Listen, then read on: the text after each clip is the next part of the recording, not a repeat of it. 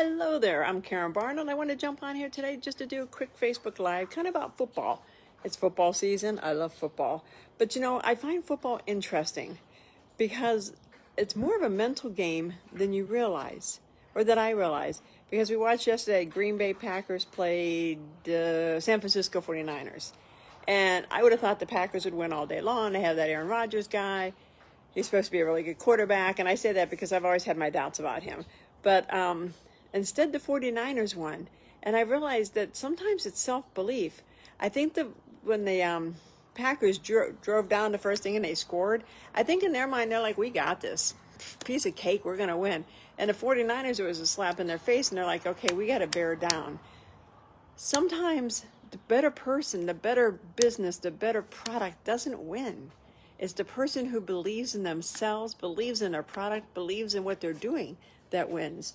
So whenever you think you're going up against somebody, whether it's at work, whether it's for a promotion, for a job, it's how do you believe? Do you believe that job's yours? Or do you believe that the business you're starting is the perfect business for you?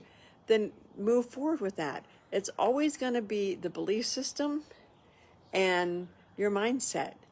And your belief systems come from your past. I was talking to my sister earlier today, and our parents, because we were talking about money, my dad was, he worked really hard. He worked 80, 90 hours a week at the steel mill. He worked his way up. He made great money for back then. And he believed that money was just flowed. Money comes to you. When you want money, you can make money anytime. He used to say, Karen, don't worry. You want to make money? Go make money. My mom was the exact opposite. She squeezed a penny until Lincoln cried because she was totally opposite. She came from a poverty mindset. She had 8 siblings. They didn't have a lot of money. So she felt that money was tight, never going to be there, and you really had to scrimp and save. And it was interesting as you grow up to see how that played out with my dad. Oh, you want to remodel the house? Let's remodel the house. And he remodeled the house. Oh, you want to do this? Let's do this. Meanwhile, my mom would be like, you don't really need school clothes, or you don't really need new shoes. They still fit. Or, what you have is perfect. And sometimes that's how belief systems get locked in. And if you're raised with that type of belief system, you kind of have an inner battle taking place, because half of you believes money flows easily and effortlessly, and the other half believes that money will never come to you and you have to work massive hours a week to make money.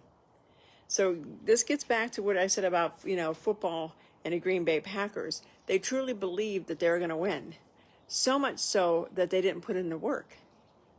And I know that sounds odd, but they just assumed, I guess I shouldn't say believe, they assumed they were going to win.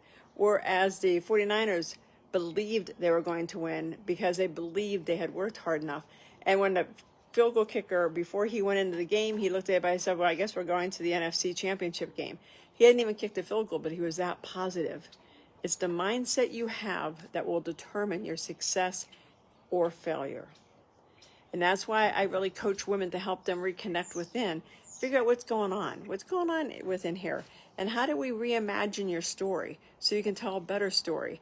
How do you rewire everything? How do I rewire the difference between my mom and dad to make it more of a smoother story to myself, and then, re-energize and reawaken to who you really are?